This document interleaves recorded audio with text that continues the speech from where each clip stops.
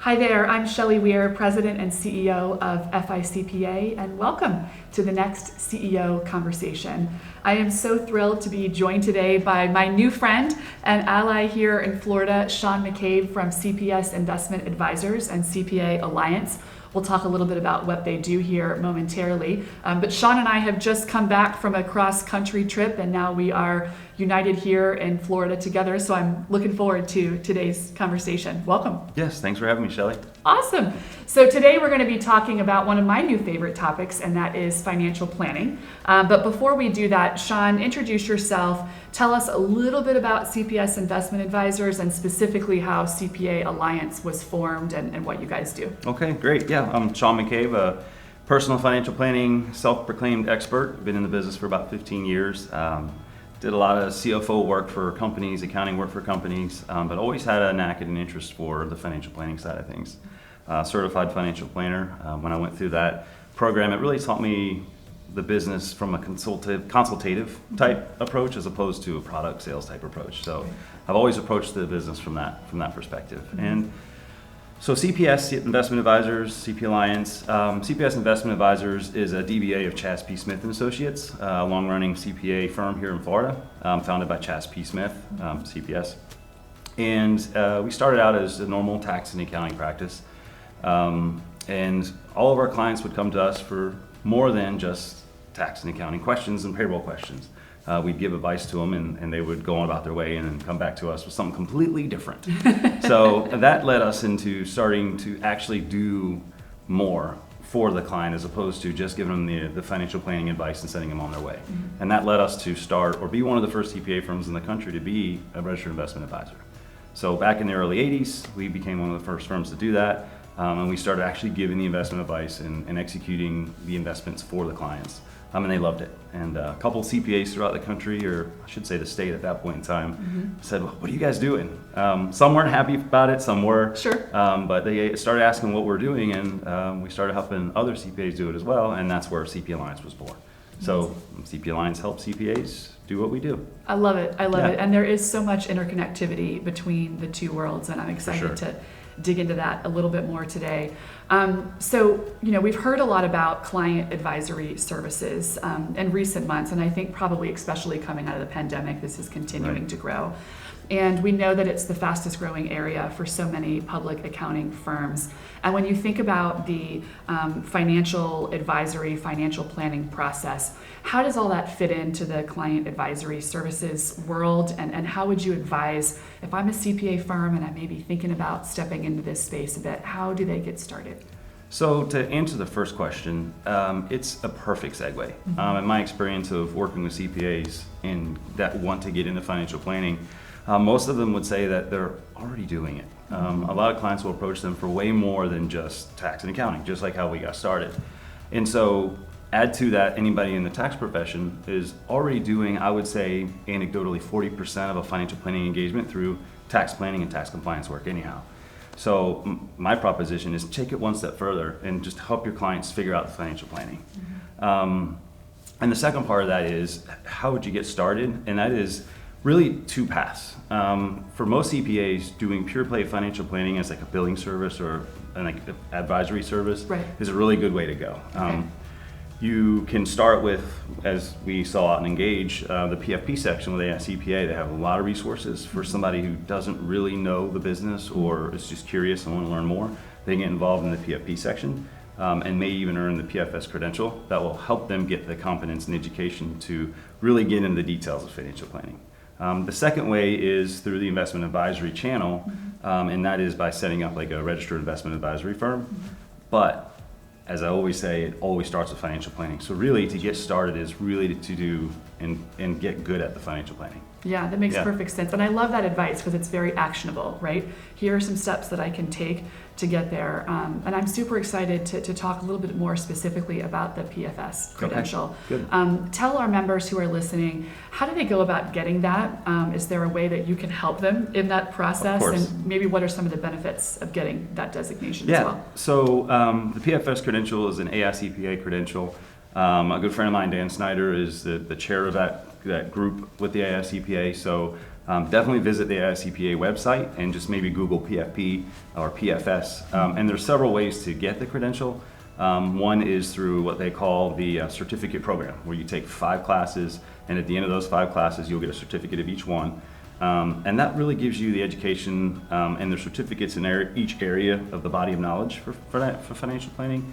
And then after you build up your hours, because there's certain requirements for hours in order to get the credential, the AICPA will issue the credential. For a lot of folks who've been doing financial planning for many years, there is an experience route where you just sign up for they call it the experience pathway, I think is what it's called. And you take a 13-hour CPE course, and then you sit for an exam, and once you pass the exam, you can hold a credential.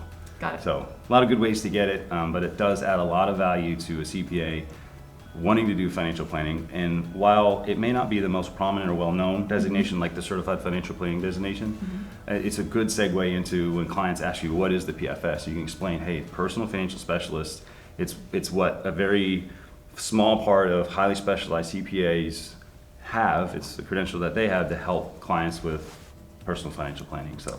And just for clarification, do they need to be a CPA to get that designation? Absolutely. Okay, got it. Yeah, you have to be a CPA and you have to be a member of the AICPA. Makes perfect sense. Yep. Okay, so they've gotten their credential, hopefully. They've taken the step in the right direction to expand their knowledge and their skill set. What is the first thing that you think CPAs need to know if they want to add this service for their clients? Really, it's subjective, and it's not to be afraid of all the compliance that's out there. Kind of a gray area in looking at financial planning isn't really a regulated profession yet. Right. So anybody, good or bad, can hold themselves out as a financial planner. So with that, I'd say don't be nervous about the compliance. Get the competence, get the education, and then just start helping your clients figure it out. Financial planning really is nothing more than helping your clients figure it out, right? Help them achieve or protect financial independence. Like the whole body of knowledge and the PFS that these guys and gals will go through falls in one of those 2 categories. So don't be intimidated by the compliance or, how do I have time for it? Just start helping your clients. Take it, like I said, especially the tax professionals, take it one step further. Instead of just doing compliance work, start getting into the tax planning and take the tax planning one step further and start answering the life questions that you're probably already getting asked anyway. Right. Well, and it goes back to trust, right? We 100%. are our client's trusted advisor, trusted strategic advisor, even more importantly, and all of that ties so beautifully in together with the role of the CPA to begin with. Right, and I'd like to say that CPAs with that PFS doing financial planning are 2 things. Last of the Mohicans and tip of the spear, right? Okay. So last of the Mohicans in that CPAs are the absolute most trusted advisors on the planet. And there's only a few professions left that really have that level of trust. And clients know that. So that's why a lot of CPAs I speak to saying, hey, my clients are already asking me all these things, how do I help them with that? And that's when I usually point on the PFS. The tip of the spear element of it is, you and I were out and engaged last week and just looking around and how many CPAs are out there, I think roughly 660,000 CPAs in the US. Of that, only 7,000 CPAs have their CFP credential. Wow. All right. And of that, I don't know how much of that is intermixed, but only 5,000, give or take, have their PFS credential. So if you look at that, being the tip of the spear, the most trusted advisors on the planet, only a very small fraction of them are actually doing this. And what opportunity exists there? It's tremendous. Tons of opportunity, and let's talk about it, right? I love to add value wherever I'm at. Obviously, I'm in business. We're all in business to make money and grow our practices. Sure. But when you're doing financial planning in the right way, it's very altruistic. Clients will literally take away what they need to achieve or protect financial independence in their lives. And there's no better practitioner to give it than the CPA, period. Well, and I think you and I have talked about this previously. A lot of times the general public's perception of a financial planner might be a bit more of these are folks that are going to try to sell me something. Exactly. They might try to sell me extra insurance or what have you. And the more that we can kind of start to change that perception and shift it under the CPA as the trusted advisor, that there's nothing self-serving about this. Me is helping you. Yes. And that's the end goal. I think the more that people will also feel comfortable tapping into those types of services. So it's a win-win from the public's perspective as well. 100%. And to add to that, looking at it from a different lens, There are 54% of financial planners out there that are non-CPA financial planners are now starting to offer tax services. And that's interesting. And a lot of them do it for nothing. Wow. So why not? Why not help clients with more than just tax compliance and tax planning? Right, exactly. And have that ever trust of the licensure behind Correct. it. Exactly. Absolutely. Okay, so we've talked a little bit about the PFS. Let's shift gears just a little bit and talk about another opportunity, which is the Registered Investment Advisor. Right. Tell us a little bit about what this is, what the benefits are, and how somebody can go about getting it. Got it. So the Registered Investment Advisor, in my opinion, years of experience doing this, is the best time and value money proposition for CPAs.